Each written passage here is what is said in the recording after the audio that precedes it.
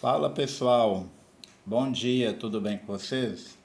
Bem-vindo aqui mais a um vídeo do canal O Capixaba Investidor. Eu estou mostrando aí a minha tela do meu notebook, que eu vou falar basicamente, fazer um breve resumo muito rápido para vocês sobre ações e fundo imobiliário, né? As ações e fundo imobiliário, ela faz parte de investimentos chamado de uma renda variável que você vai ter, que você, quando você investe na renda variável, você está investindo em ações, né, de empresas brasileiras e também em fundo imobiliário também de grandes empresas, né, brasileiras, que basicamente você tem uma renda passiva. A única diferença é que os fundos imobiliários, diferente das ações, os fundos imobiliários você recebe dividendos todos os meses. São aluguéis, né? Você recebe como se fosse uma espécie de aluguel.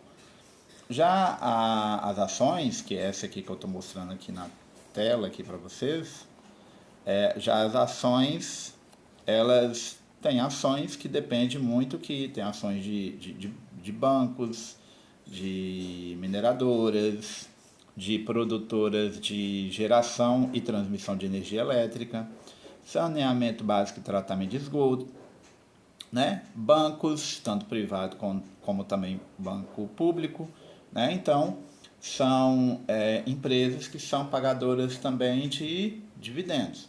Só que tem empresas que pagam dividendos todos os meses, tem empresas que pagam duas, três vezes por ano, tem empresas que pagam só uma vez por ano, então vai variar muito. Claro que quando a gente fala de ações, você pode fazer uma carteira, montar uma carteira diversificada de ações que você pode receber pagamento todos os meses, né? Que tem ações que vão estar todos os meses, alguma ação vai estar pagando para você, né? É, Ações, né? É bem interessante também a gente salientar que as ações, quando você montar uma carteira diversificada de ações de empresas, né? É interessante você fazer essa diversificação. Você colocando na sua carteira empresas perene e empresas cíclicas. O que isso significa? O que é perene e o que é cíclico, Juscelio? Na realidade, as empresas chamadas de perene são empresas que geram, por exemplo, essa que eu estou mostrando aqui para vocês, aqui no mouse aqui em cima, tá? A Sapra, que é a Sanepar, essa, por exemplo, ela é uma empresa de saneamento básico, né? Tratamento de água de esgoto. É uma empresa paranaense, ela é lá do Paraná, que ela entrega, né, para a população, né, é uma empresa privada, sendo também contratada, sendo pública, que aí essa empresa ela faz tratamento de água e esgoto, né, distribuição de água e esgoto, tratamento. Então ela é uma empresa perene, né? Aqui também eu tenho uma aqui embaixo que é a Copel, que ela tem essa sigla aqui, tá? Essa bem aqui embaixo, aqui em laranjinha, são empresas geradoras de energia e de transmissão de energia elétrica. Ou seja, empresa que a população necessita. Nós precisamos de energia elétrica. Nós precisamos de uma empresa que faça tratamento e saneamento básico, né? Então, seguradora. Eu não tenho aqui ainda na minha carteira de ações, eu não tenho ainda seguradora. Perdão, tá, gente? Tem seguradora aqui sim. A BBSE, que é a seguradora do Banco do Brasil, dessa aqui, tá? Então, seguradora, né? Todo mundo precisa fazer seguro, residencial, seguro de vida, é, seguro de automóvel. Você pode ir lá também na Sul América Seguros, ou você pode comprar ações também da Caixa Seguradora. Então, são bancos ou seguradoras que entregam esse tipo de serviço para a população, que nós não também vivemos sem realizar um seguro. Então você consegue identificar que as empresas cíclicas, né, cíclicas são empresas ou outros tipos de empresas, né, que aí são empresas que têm um ciclo de mercado. Já as empresas perenes, que são essas que eu falei para vocês aqui, que saneamento básico, transmissão e geração de energia elétrica, seguradoras, são empresas, as perenes, que ela sempre vai estar relativamente bem alta. Sempre elas estão, sempre tem a longo prazo, elas vão estar sempre aí no processo de valorização sempre maior. Vai ter os seus ciclos de queda de valor dessas empresas, porque quando a renda fixa ela paga muito bem, né? Todo mundo sai da renda variável e vai para a renda fixa. Aí a renda variável ela fica um pouco abaixo, aí começa a ter uma queda daí dos ativos das empresas. Aí é um momento oportuno da pessoa ir lá, mas comprar muito mais cotas, né? Então você consegue identificar que tem toda essa movimentação de mercado. Quando a gente fala das empresas, saindo das empresas perenes, falando das empresas cíclicas, as empresas cíclicas são aquelas empresas que descem e sobem, elas sofrem uma volatilidade muito maior na Bolsa de Valores. Por exemplo, essa de verde aqui, que é a Klabin, ela é uma empresa, uma grande empresa, é uma das maiores empresas que nós temos aqui no Brasil de papel e celulose, tá? Então, tudo que está relacionado a papel, celulose, tudo está relacionado a uma dessas, que essa é uma das maiores empresas brasileiras, que exporta até papel para fora também, né? A gente sempre vai necessitar de ter, né, papel, fralda descartável, né? Tudo aí é geradora que essa empresa ela gera, que ela realiza. Então, você consegue identificar que tem, né, algum tipo de empresa que você pode fazer, né, uma alocação dela também na sua carteira. Você tem uma empresa, né, que relativamente é uma empresa que ela tem os movimentos do mercado, né, que é chamada de empresas cíclicas. Você pode colocar ali uma mineradora, tá? Vale do Rio Doce, por exemplo, a empresa que ela é uma empresa perene? Não, ela é uma empresa cíclica, né? Então você consegue identificar, tá? Então, as ações, né, a carteira que eu tenho de ações aqui, claro, né, tá, gente? Isso aqui não é recomendação para você fazer investir só porque eu invisto nessas empresas, não. Você tem que estudar basicamente um pouquinho de cada empresa, né, a solidez que essas empresas ela têm no decorrer de todo o seu percurso, desde quando ela foi criada, né?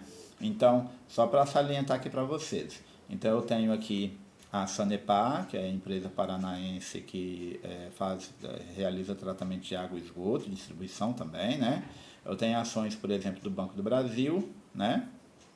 Eu tenho aqui 537 cotas, né, do Banco do Brasil, que no Banco do Brasil, por exemplo, as empresas como um todo, tá, gente? Todas as ações dessas empresas aqui, independente qualquer que seja, essas empresas você pode comprar lá, tanto no mercado fracionário como o pacote de ações fechado. Quando a gente fala o pacote de ações fechado, você compra a ação, pacote fechado, um lote fechado, 100 ações custando tanto X valor de reais. Ou você pode comprar também no mercado fracionário, tá? Por exemplo, uma ação lote fechado do Banco do Brasil, por exemplo, se eu fosse para comprar, ia dar, por exemplo, a ação hoje do Banco do Brasil, ela está custando atualmente em torno por volta aí de R$ 21,90, né? É o que está constando aqui. R$ 21,90. Então, essa ação, por exemplo, se eu fosse para comprar o lote dela fechado, 100 ações fechadinha, né, eu ia pagar aí uns 3 mil e alguma coisa, né? Como eu vou comprar lá no fracionário, eu vou comprando a unidade, né? Compro 2 cotas, 3 cotas, 10 cotas, 20 cotas, 25 cotas, 50 cotas. Aí quanto mais você vai comprando cada cotinha, mais ela vai sendo um valor relativamente que você vai pagar. Da mesma coisa as outras ações também, tá? Você pode comprar o lote fechado, né? Que você compra 100 ações, que é o lote fechado, ou basicamente você compra, né, a ação no mercado fracionário. Aí você vai comprar, por exemplo, digamos quando você vai lá no supermercado que você compra aquele pacote fechado de sabonete, então o pacote fechado de sabonete são 100, por exemplo, ações de 100, né, 100 ações ali, pacote fechado. Se eu vou comprar lá naquele pacote, eu vou tirar só um, dois, três sabonetes, aí eu estou comprando como se fosse mercado fracionário. É como se fosse esse exemplo, tá? Então eu tenho aqui a Sanepar, tem Banco do Brasil, eu tenho ações da Itaúsa. A Itaúsa é uma holding do Banco Itaú, ou seja, eu não invisto diretamente no Banco Itaú, eu invisto em diversas empresas que o Itaú ela é dona, tá? Então eu invisto também na Itaúsa, ela está até valorizada aqui, conforme vocês conseguem identificar, que essa setinha aqui identifica as valorizações, tá? A Klabin que eu tinha falado para vocês, né, que é a empresa de papel e celulose. A seguradora, Banco do Brasil, também eu invisto, ela está até valorizada, tá? Tem ações da Taesa, tá? Taesa são ações também de transmissão de energia elétrica e também a Copel, tá? Eu tenho essas ações aqui. Já descendo aqui um pouquinho, eu tenho aqui os fundos imobiliários, tá? Em fundo imobiliário eu tenho 12 ativos, tá? Eu tenho 12 fundos imobiliários. No fundo imobiliário, que ele também faz parte da renda variável, os fundos imobiliários, são fundos que eles são divididos em fundo imobiliário de tijolo e fundo imobiliário de papel, tá? O que são os fundos imobiliários de tijolo, tá? É imóvel físico, tá? Então é um imóvel físico. Por exemplo, né? VISC 11, esse que eu estou citando aqui aí no mouse aqui para vocês. O VISC 11, por exemplo, ele é um fundo imobiliário de shopping center. É como se eu, Juscelio, comprei VISC 11, então é como se eu estou comprando uma cota do fundo imobiliário que ele é pertencente de vários shoppings espalhados em determinadas regiões capitais do Brasil. Então é como se você fosse dono de vários shoppings que você vai receber dividendos todos os meses. Fundos imobiliários aqui, tá, gente? Cai dividendo todos os meses na sua conta. É como se fosse um aluguel infinito que você vai receber. Detalhe, tá, gente? Maravilhoso. Porque ele é isento de imposto de renda, tá? A gente não precisa tributar, a gente não vai pagar nada de imposto de renda.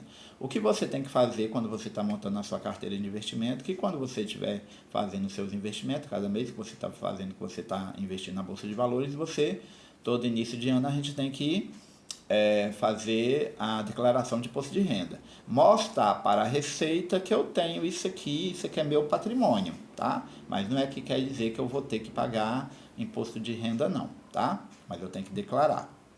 Eu tenho aqui, por exemplo, outros fundos imobiliários que são minhas paixões são os galpões logísticos, né? Então todo mundo aí que compra na Amazon, Mercado Livre, compra na Shopee, compra nessas grandes empresas aí que faz todo esse mecanismo de e-commerce, né?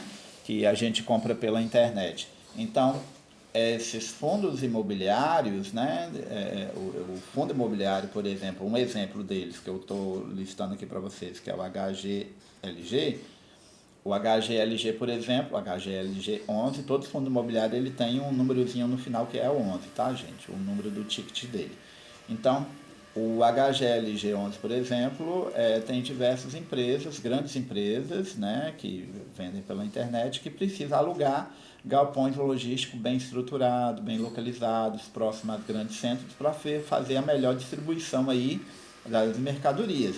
Então, quando você investe no HGLG11, um exemplo, o HGLG11 é como se você estivesse fazendo parte de diversos galpões logísticos que você é dono, espalhado no Brasil inteiro, que você tem o aluguel também que você pode comprar, tá? É bem interessante também. Uma cotinha, por exemplo, dele, eu tenho aqui 61 cota, número de cota, eu tenho, na realidade, o valor dele tá R$ 159,10, eu comprei ele, foi a minha média, né?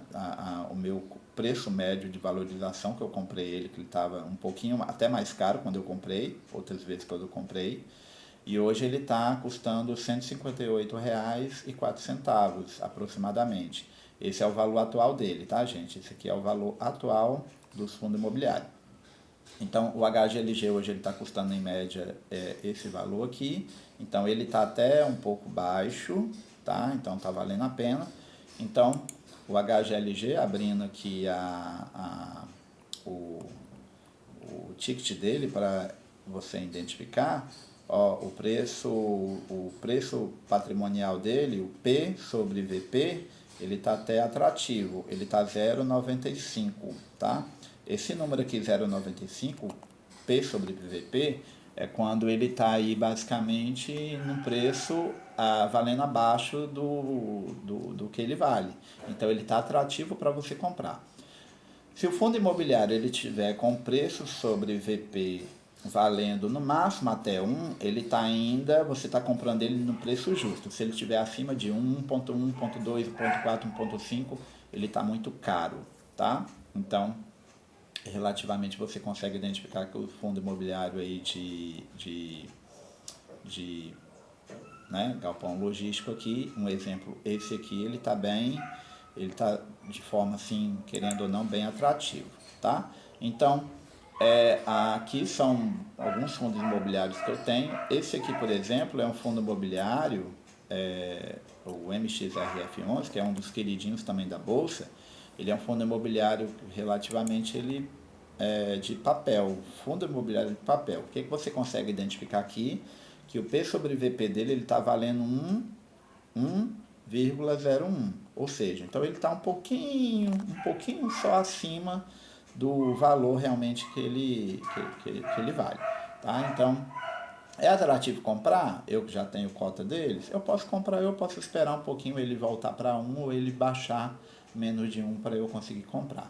Então, o fundo imobiliário de papel, por exemplo, ele é um fundo que ele compra dívidas de imobiliário, empresta dinheiro para grandes construtoras para construir os prédios, ganhando juros dessas construtoras, tá? É o chamado de fundo imobiliário de papel. Ele compra dívida, tá? Claro que são fundos imobiliários que você tem que saber muito bem qual que são fundos imobiliários de papel que você vai gerir aí, que você vai conseguir comprar aí no valor relativamente bem justo. Agora, os fundos imobiliários que são imóveis físicos, né, são fundos imobiliários que são bem interessantes porque você ganha no valor do patrimônio, né, do imóvel físico, bem localizado, bem gerido, tá, bem administrado, inclusive, porque todo fundo imobiliário ele é muito bem administrado, tem uma empresa administradora por trás, né, que é bem favorável aí para a gente conseguir, né, ter uma boa gestão. Você compra o fundo imobiliário e você fica recebendo aí, né, você acaba recebendo os seus dividendos todos os meses. Lembrando que fundo imobiliário paga todos os meses, ações não são pagadoras de dividendo todos os meses, tá? Espero que esse vídeo aí, só uma breve resumo muito rapidinho, né, que não se alongue tanto, né, seja assim de bom atrativo, só para vocês terem uma noção o que é aí a renda variável, que a renda variável ela é muito atrativa, tá? A renda variável para quem não sofre com grandes emoções que você vê o seu dinheiro rendendo muito, ou tem alguns ciclos de baixa da bolsa que cai um pouco, aí você vê assim que o dinheiro dá aquela queda, mas é um mercado aí que ele é bem atrativo, tá bom? Se esse vídeo acrescentou algo na sua vida, né, com a melhor informação, você inscreve aí no canal, deixa o seu like, tá? Dá o seu joinha, se inscreve, ativa também lá o sininho, as notificações, toda vez quando postar um vídeo novo aqui, né? Tô aprendendo um pouquinho inicialmente aí né, a lidar aqui com câmera, com YouTube, enfim, né? Na medida que a gente for aprimorando, eu já coloco o vídeo diretamente compartilhando na tela aí do computador aí para vocês, para mostrar e explicar de uma forma mais sucinta e muito mais objetiva, tá bom? Então se inscreve no canal, né, aí para vocês, e que bom, que é interessante até então, né, gente? A gente já está terminando o ano 2025 e entrando agora no ano 2026. Que tal você começar a entrar com o pé direito, começando um pouquinho a fazer o investimento, tá, gente? Lembrando que você tem que fazer investimento inicialmente aí, né? Montar sua reserva de emergência, porque quando você faz investimento na Bolsa de Valores, não é poupança que você está fazendo. Você não pode ir lá entrando lá, comprar ações, fundo imobiliário, e se você precisar do dinheiro, assim, acontecer uma emergência, você lá vende a ação, fundo imobiliário que está em queda, aí você vai perder dinheiro. Na realidade, você está montando o seu patrimônio para garantir, né, uma renda passiva no futuro, tá bom? Um beijão a todos, feliz ano novo, até o próximo vídeo e tchau.